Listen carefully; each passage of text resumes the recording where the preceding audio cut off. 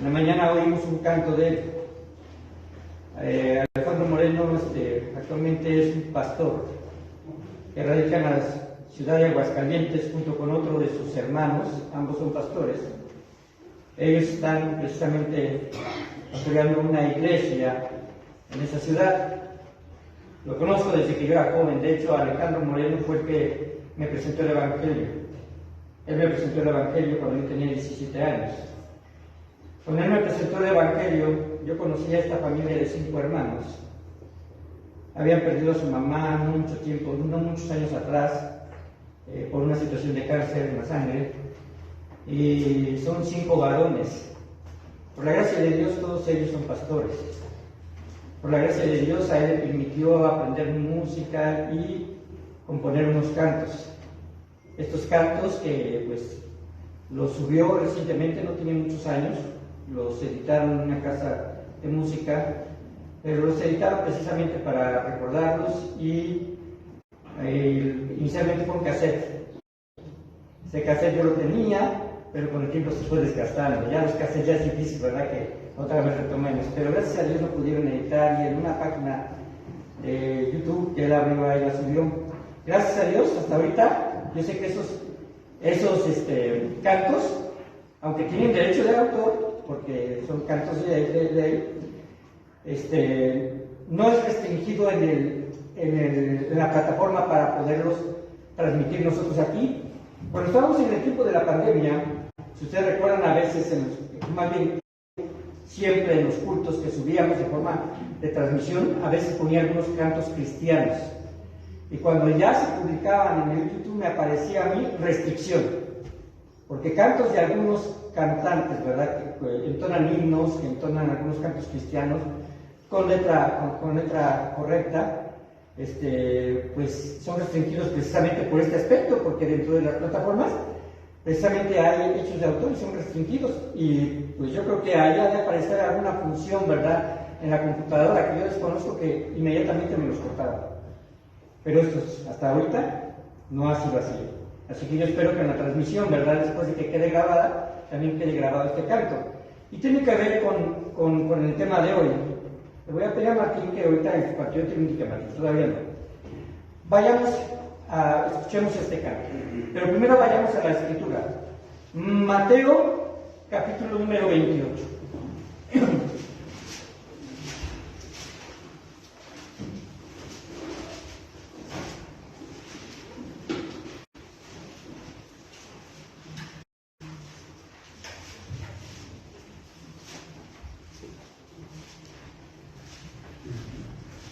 Mateo 28. Una mañana que hablamos acerca de la resurrección de Cristo, una de las preguntas que mencionábamos y que quizás los discípulos tuvieron cuando vieron a Cristo resucitado y todavía habían de pasar 40 días de testimonio y de enseñanza de nuestro Señor Jesucristo a sus apóstoles y a los discípulos, a las mujeres también, creyentes, que en realidad el libro de Hechos marca como que eran 120 personas. En esos 40 días, hermanos, hubo muchas cosas que no se mencionan en las Escrituras. De hecho, Juan dice que hubo mucho más cosas, ¿verdad?, que nuestro Señor Jesucristo hizo, enseñanzas. Pero las que están escritas, hermanos, son para que creamos y tengamos fe de que Jesucristo ahorcó, ¿verdad?, ahorcó. Judas, los discípulos se fueron a Galilea. Ahora, ellos se fueron a Galilea no por iniciativa propia, porque Jesús les dijo, vayan a Galilea, y Él se va a manifestar en Galilea. Se les manifiesta precisamente allá, cerca del mar de Galilea, o también se le conoce como el mar de Tiberíades. Ahí se les aparece. Y les va a dar una comisión. Dice que al monte donde Jesús les había ordenado. Y cuando le vieron, le adoraron, pero algunos dudaron. Vimos, ¿verdad?, una característica con respecto a la resurrección, es que algunos dudaban a pesar de ver a Jesucristo vivo. Pero ahí estaban. Y Jesús se acercó y les habló diciendo, toda potestad me es dada en el cielo y en la tierra. Por tanto, id y haced discípulos a todas las naciones, bautizándolos en el nombre del Padre, y del Hijo, y del Espíritu Santo, enseñándoles que guarden todas las cosas que os he mandado, y he aquí que yo estoy con vosotros todos los días, hasta el fin del mundo. Amén. Ahora vayan a Hechos capítulo número 1.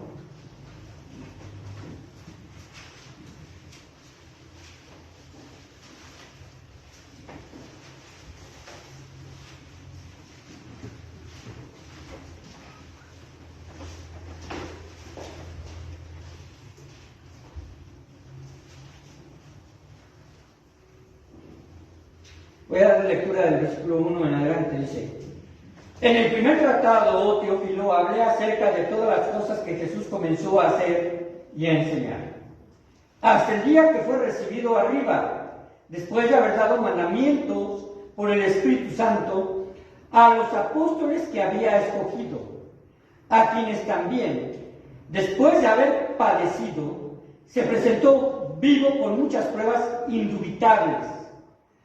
Vean el tiempo en el cual Jesucristo está dando estas pruebas indubitables. Dice que después de haber padecido, después de su muerte, se presentó vivo, con muchas pruebas indubitables, apareciéndoseles durante 40 días y hablándoles acerca del reino de Dios. Aquí noto algo: mensajes exclusivos a los apóstoles, los cuales ellos después habrían de transmitir y les habrían de reforzar su fe para que ya no duden más.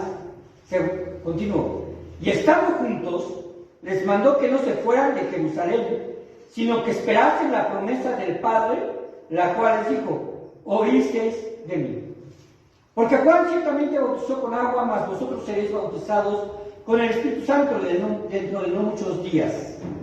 Entonces le preguntaron entonces los que se habían reunido le preguntaron, diciendo: Señor, ¿restaurarás el reino a Israel en este tiempo?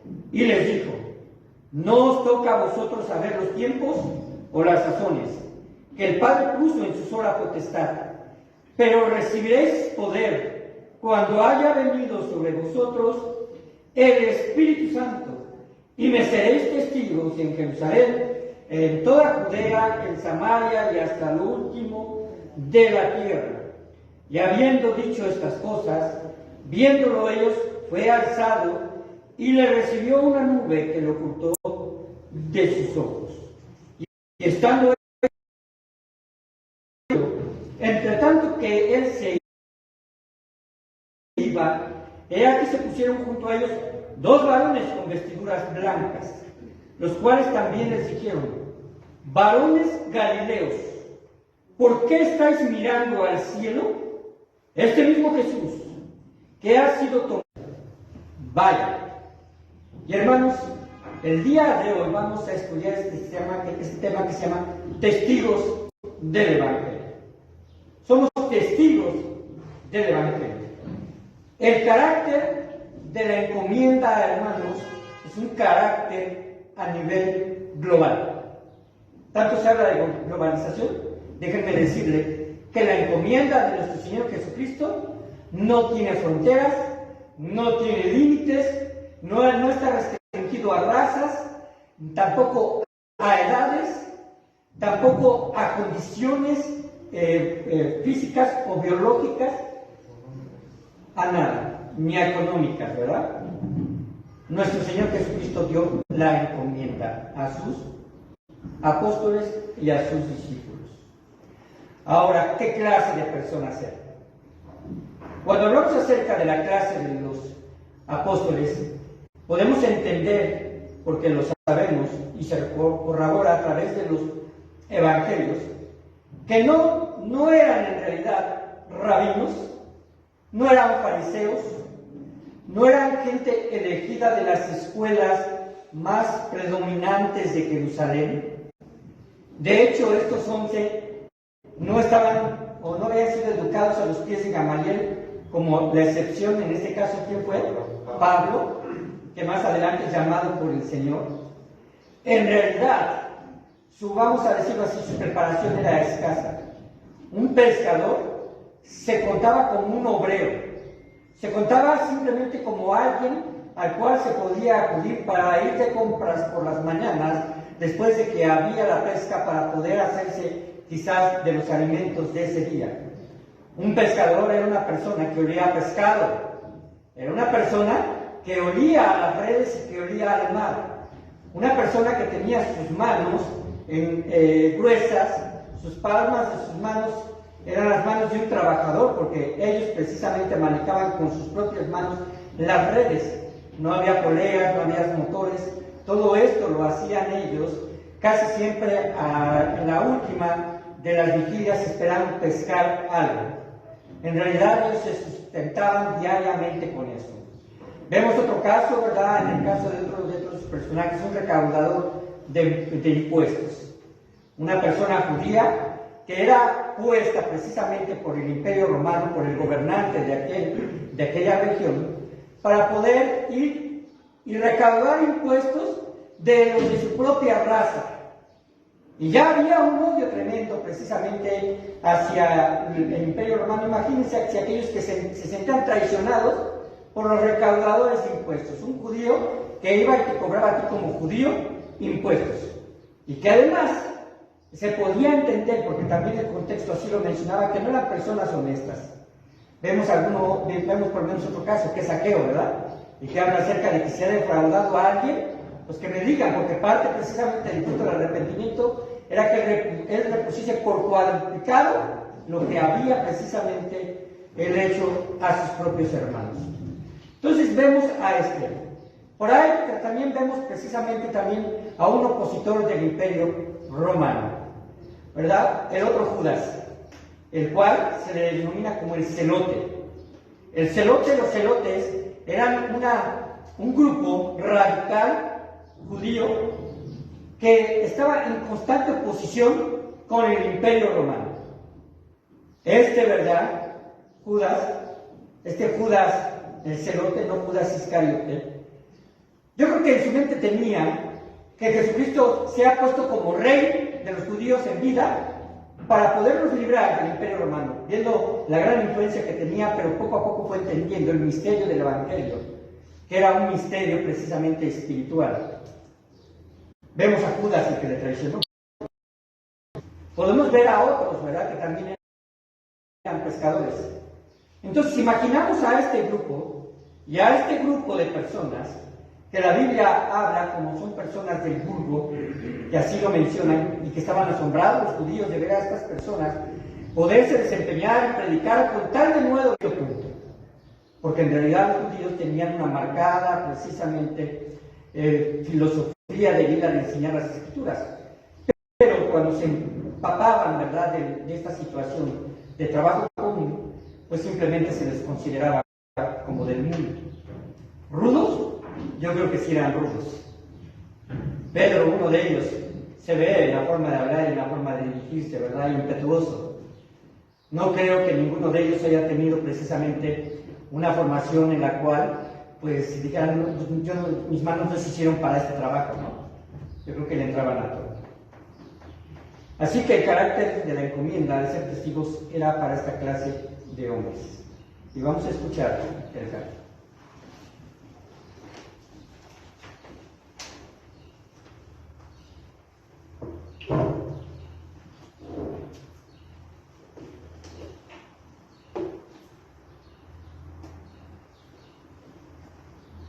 ¿La apagaste, señor?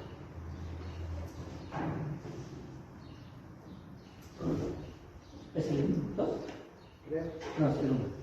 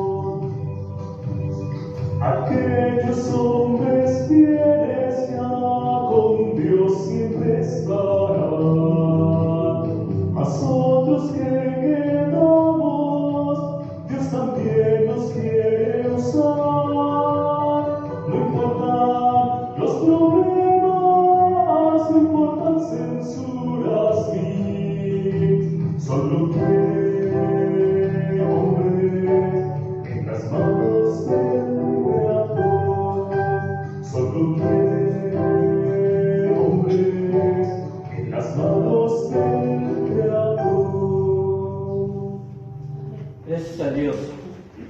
Ahora, hermanos, este canto, ¿verdad?, nos habla precisamente de la encomienda de ser testigos. De la encomienda de ser testigos.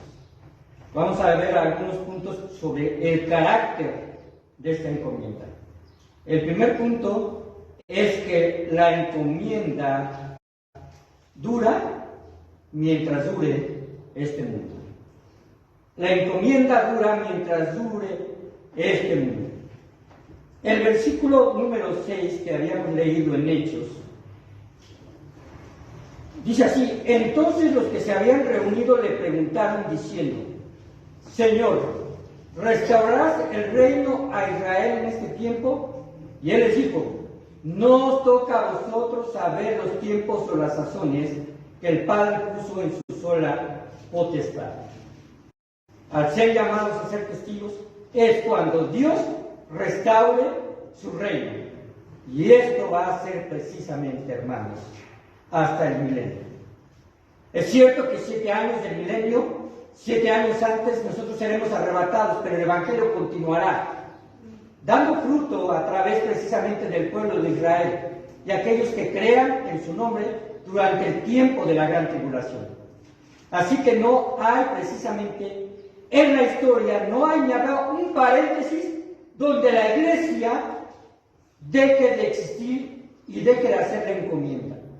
En Mateo 18:20 dice también: y Jesús se acercó y les habló diciendo: toda potestad me es dada en el cielo y en la tierra, por tanto, id y hacer discípulos a todas las naciones, bautizándolos en el nombre del Padre y del Hijo y del Espíritu Santo, enseñándoles que guarden todas las cosas que os he mandado, y ustedes saben lo que sigue. Y aquí estoy con vosotros hasta todos los días, hasta el fin del mundo. Todos los días hasta el fin del mundo.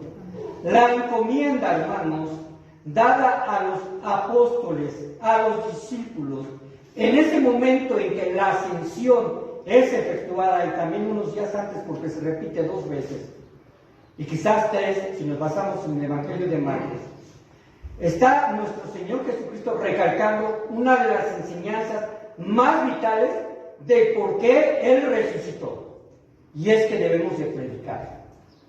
Debemos de predicar. Mateo 28, del 18 a 20, menciona en un solo versículo parte de los absolutos de Dios. Estos absolutos tienen que ver con el propósito. Cuando se refiere a la palabra de Dios en este versículo y menciona precisamente la palabra toda o todos, está hablando de que no hace ninguna acepción dada. Dice el versículo número 18: toda potestad me es dada en el cielo y en la tierra. Cuando Satanás logra hacer que caiga el hombre había sido puesto anteriormente, antes de su caída, como el representante, pero Dios permite que sea tentado por la serpiente, que sabemos que es Satanás, es precisamente para que el hombre pudiese pasar, vamos a decirlo así, la prueba, para que pudiese él confirmar que su fe, o mejor dicho, porque en ese momento la fe salvatoria no estaba todavía a la orden, pero sí que su confianza en el Señor y que su posición dada por Dios era la que él debía de asumir. Pero al caer en tentación, entonces él pierde el derecho sobre este mundo. Sí, él había sido puesto para enseñorearse sobre la tierra, pero Satanás usurpa, roba esa posición. Por eso se le considera el príncipe de este mundo. Pero nuestro Señor Jesucristo lo vence. Al vencerlo, Él retoma lo que es suyo, todo derecho y toda potestad. Ahora no hay el por qué podamos nosotros decir: Señor, ¿es tu voluntad que yo vaya? ¿Es tu voluntad que yo predique? Como hijos de Dios, hermanos, es una orden. No está dada a nosotros como parte de una decisión que tomar. La decisión ya la tomó Jesús al morir por nosotros en la cruz. Dice: por tanto, id y hacer discípulos a todas las naciones. Ahora ahí mencionamos el primer absoluto, por tanto, id, y el segundo, todas las naciones. Esto nos habla precisamente de la envergadura, y es lo que vamos a estar viendo. Pero, hermanos, este carácter de la encomienda de ser testigos tiene que ver hasta el fin del mundo. Ahora, hermanos, esto ha sucedido etapa por etapa. Después de que mueren los apóstoles, surge la primera era que se le conoce como la era de los padres. Esta era de los padres son los discípulos de los apóstoles. Estamos ubicándonos más o menos después del año 100 después de Cristo, o un poco antes, porque los mismos apóstoles estuvieron haciendo discípulos antes de morir. Y estos a su vez, ¿verdad?, hicieron discípulos y se fue extendiendo por todas las regiones de Judea. Y después salieron a Samaria. ¿En qué momento salen a Samaria? Cuando precisamente surge la dispersión que se menciona en Hechos capítulo número 9. Judea es el territorio más amplio, y después dice toda la tierra. Entonces, al irse dispersando precisamente por esta situación de la persecución, dice que la palabra de Dios, que los creyentes iban predicando el Evangelio en todas partes. En todas partes. Ahora yo les pregunto, ¿estos hombres eran diferentes a nosotros? ¿Eran algo fuera de lo común? En realidad, hermanos, tenían precisamente limitaciones, incluso hasta mayores. Porque este canto que acabamos también de mencionar, no solamente está basado en lo que los apóstoles hicieron en el primer siglo, sino también lo que dicen Hebreos, que son precisamente posteriores. Vayan a Hebreos número 11, versículo número 36.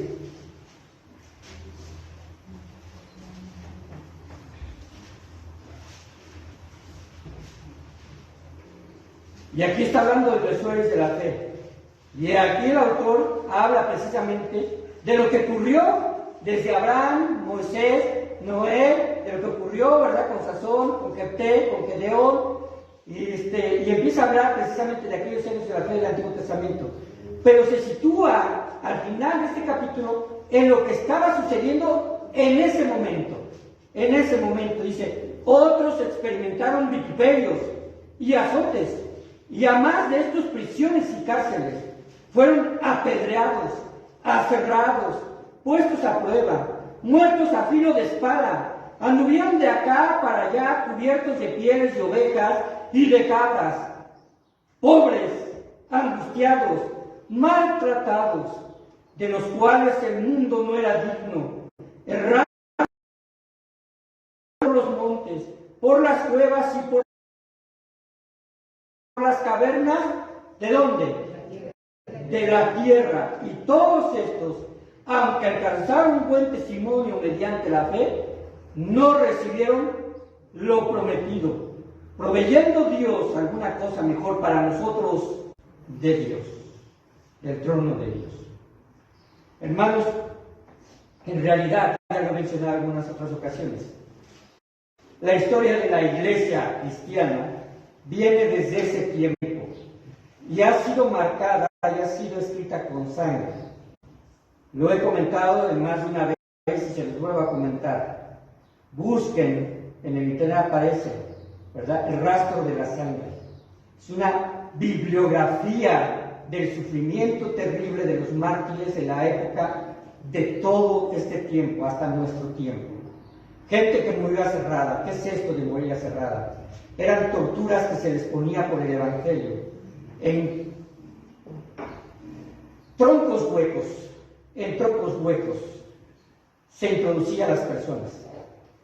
Y se pasaban precisamente por láminas cortantes, con los cuales se cerraban la madera. Era una gran tortura, porque no solamente era física, sino psicológica, al saber que estaba atravesando primeramente la madera hasta llegar a sus cuerpos. Eran desmembrados y partidos, lanceados.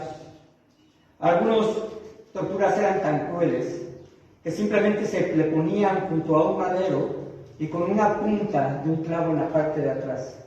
Y si ellos seguían precisamente confesando que eran seguidores de Cristo, se les empujaba la cabeza con un tornillo. Imaginen esta clase de tortura. Sostenidos por otra parte y un tornillo enfrente dando vueltas y por la parte de atrás clavándose esa herramienta punzante. Si el Evangelio no fuera real, si la resurrección no fuera real, no fuera una actitud correcta del cristiano, saber que tiene el Espíritu Santo, más de cientos hubiesen declinado el seguir a Cristo en cualquier siglo y en cualquier época. Muchos hubieran dicho, basta, ¿por qué nos acercamos a este movimiento? Pero en realidad, hermanos, el Espíritu Santo actúa con poder a través de ellos. Hemos hablado de los que fueron puestos en los circos romanos. Eran calculadores y crueles los romanos. Lo hacían para mantener a la turba, esta cierta forma, contenta. para mantenerlos esclavizados. Ellos se encargaban precisamente de guardar perros, osos y leones, a los cuales no les daban de comer por días, para que en el momento de salir precisamente a donde estaban grupos de cristianos, desde niños, familias completas, allí en los circos romanos, fueran devorados por las bestias. Y no es ficción, hermanos. La realidad sobrepasa a la ficción en este sentido. Puestos en sillas frente a los juzgados, en donde estas sillas eran de acero y por debajo tenían un compartimento donde se metían brasas ardientes, se les sentaban semidesnudos y les decían que dejaran de confesar a Jesucristo como su Salvador, y eran quemados como si estuviesen en un sartén, poco a poco hasta que perdían el conocimiento y morían. En realidad, hermanos, las épocas que ha vivido el cristiano y que vivirá hasta el fin del mundo nos hablan de una terrible oposición al Evangelio. En el tiempo del oscurantismo sucedía. Tiempo de la Santa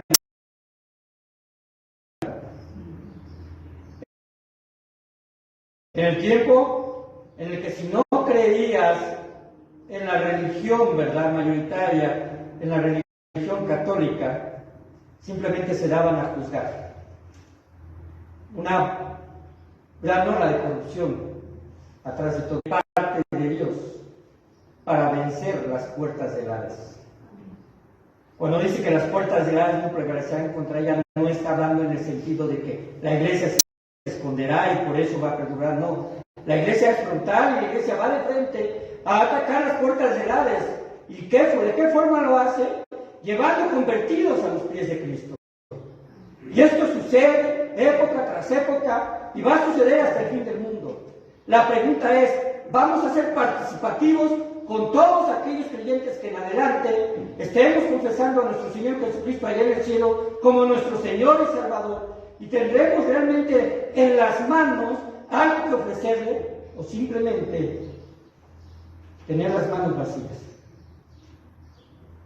El segundo punto del carácter de la encomienda de Jesús es el alcance. Por tanto, y hacer discípulos a todas las naciones. A todas las naciones.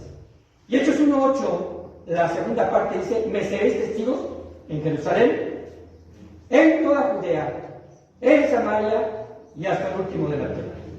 Esta encomienda, hermanos, tiene un orden. El evangelismo, hermanos, es horizontal, pero al mismo tiempo es simultáneo. ¿Qué quiere decir? Que mientras predico aquí, puedo tener la capacidad de apoyar a otros para que prediquen allá. De forma simultánea. De Jerusalén es el lugar más cercano.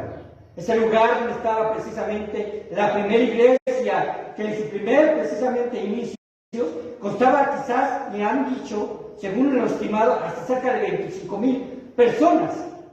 25,000 personas que eran la iglesia y se reunían en las plazas, en los patios, para poder precisamente reunirse en cantidades y en grupos diferentes.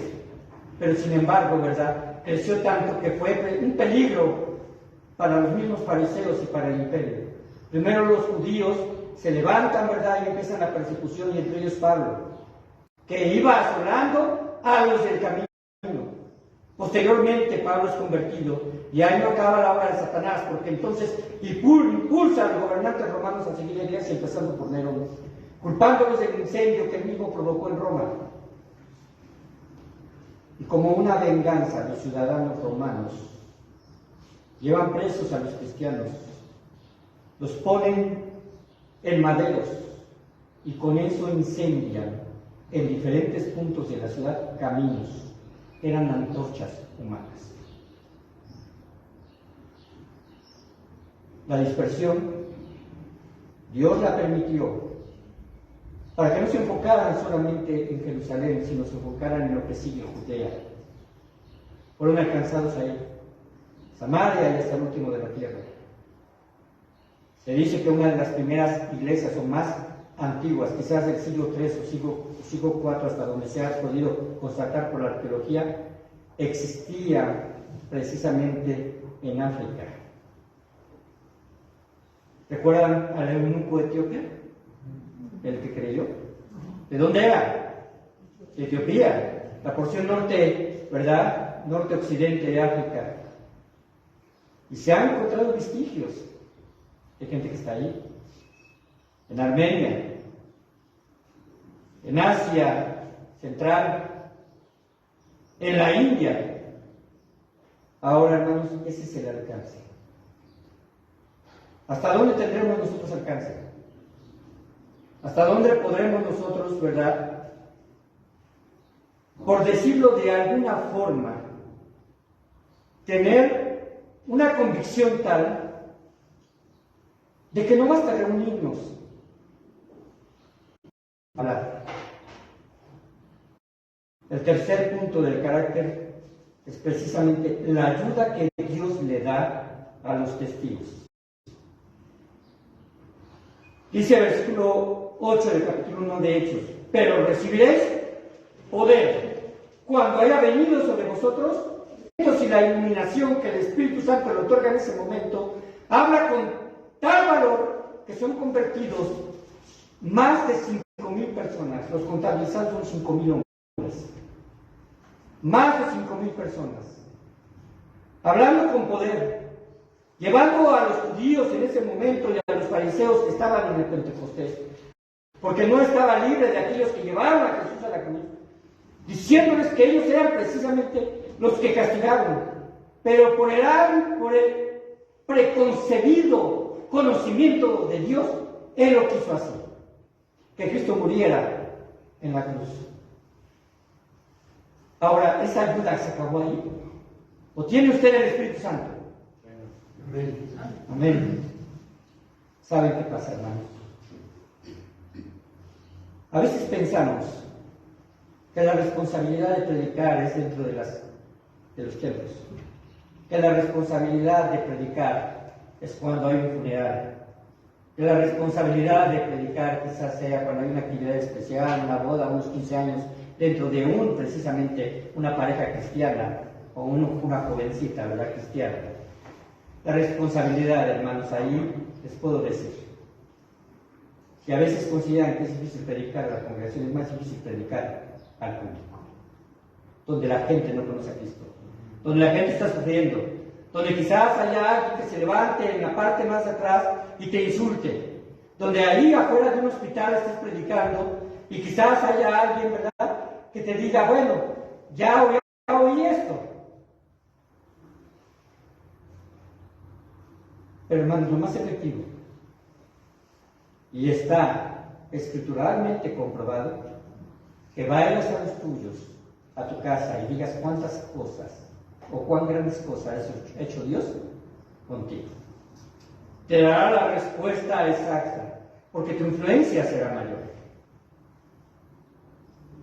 Último, hay un propósito. Vayamos a Mateo 28.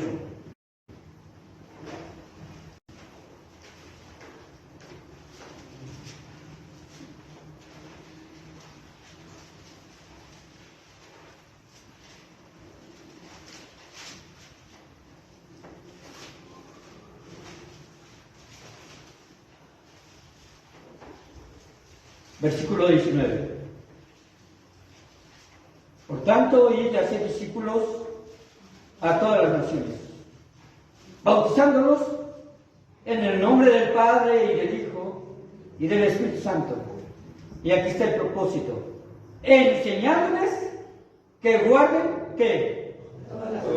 No dice algunas, todas las cosas que os he mandado. Este es otro absoluto, y aparece uno más. Y aquí yo estoy con vosotros todos los días, hasta el fin del mundo. ¿Qué debemos nosotros entender con respecto a ser discípulos? Cuando usted lleva a una persona a Cristo y acepta a Cristo, pero no le invita a conocer a su Señor de una forma más integral, más íntima, de mayor compromiso, estamos haciendo una tarea incompleta. Porque es necesario que Él sepa que hay cosas buenas que el Señor Jesucristo nos ha dejado para enseñar. Esas enseñanzas que tienen que ver con un discipulado correcto y una consejería direccional a que cambien de actitudes. Porque, hermanos, la vida cristiana no se acaba en el momento de querer, ahí empieza. Empieza para que podamos nosotros dar fruto. Cuando habla Jesús acerca de la vid y los pámpanos, habla precisamente de eso, de estar ahí, ¿verdad?, pegados a Él, a la vid, para que podamos dar mucho fruto. Regocijamos cuando alguien acepta a Cristo, pero la evidencia más fuerte es que permanezca en el Evangelio, que pueda reproducirse posteriormente en otros, en el cual nuestra mente debe de estar puesta precisamente a que Jesucristo enseñó más cosas de misericordia, y no solamente en palabras, sino en hechos. La misericordia alcanzó a la adúltera. La enseñanza del dar fue en base de la viuda que llevaba solamente 2 blancas. Él enseñaba con lo cotidiano. Usted tiene mucho de cotidiano para poder decir, así el Señor Jesucristo actuaba. Usted tiene la palabra de Dios, la Biblia. Jesús no la requería, ¿verdad? Él es la palabra viva. Hermanos, nosotros sí la requerimos. Del testimonio de nuestro Señor a donde vaya. El tiempo es corto. En 2 aspectos. 1, la vida es limitada, es como leve de mina. Y 2, el Señor Jesucristo está así. Vamos a ver. Padre bendito, te damos muchas gracias porque tú, mi Dios, al morir en la cruz y resucitar, una encomienda grandiosa y hermosa nos has dado a nosotros, el poder ser testigos tuyos, Señor. Tú tienes toda la autoridad para demandárnoslo, y en base a esa autoridad, sí nos juzgarás a nosotros, Señor, tus hijos. Nos juzgarás cuánto podemos hacer, o haremos, o ya hicimos, Señor, para el bien del reino. No hay nada que pase de tu vista ni nada con valor, si todo apunta, Señor, a que la gente pueda, Padre Santo, llegar a reconocerte como su único y suficiente Salvador. Sabemos que la respuesta, Señor, de la gente es una decisión propia. Sabemos que es el Espíritu Santo quien se encarga, Señor, de redarguir. Pero sí tenemos parte de la encomienda de la misión, y es ir a predicar. ¿Cómo creerán, hermanos? ¿Cómo creerá esa gente si no han oído del Evangelio? ¿Y cómo oirán si no hay quien les predique? No pensemos ni por un minuto que vale más un poco de recurso o mucho de recurso al misionero, cuando en realidad la encomienda ha sido también dada a ti. Lo demás Dios lo suplirá, no cabe duda. Pero ¿quién suplirá la necesidad espiritual de la persona que se acercó a ti y tú no le hablaste? ¿Quién suplirá el mensaje que tú tuviste a la puerta de alguien que quizás te relacionaste y quizás tuviste pláticas, algunas de ellas vanas, otras quizás con algún objeto y propósito noble, pero más noble que llevarlo al Evangelio no hay? Padre bendito, ayúdanos a ser testigos. Y bendice, Señor, nuestras vidas. Ya hemos pasado por una prueba terrible, muchas iglesias, de esta situación de enfermedad que se cruzó, Señor, apenas un poco de tiempo atrás y que todavía está haciendo estragos. Pero parece que nos olvidamos que muchas iglesias fueron afectadas, que hubo templos cerrados, que hubo pastores a los cuales llamaste a tu presencia, que hubo familias que se desanimaron. Padre bendito, en más de una forma, y no solo con persecución, pero en más de una forma, tú, Padre Santo, ocupas las circunstancias para sensibilizarnos a la misión que tú nos has encomendado. Ayuda a no olvidarnos de esto. Llévanos con bien a nuestras casas. Y Padre Santo, que tengamos convicciones, como esa nube de testigos, Señor, que hablan, Padre Santo, con fuerza, con acciones audibles, que no son celestial y extranjeros en este mundo, peregrinos, pero al fin y al cabo con una misión. Te doy la honra y la gloria por este tiempo, por bendecirnos y hacernos recordar verdades tan importantes. Ayúdanos a ejecutarlas. Bendice, Señor, a nuestros pequeños y cuídalos también.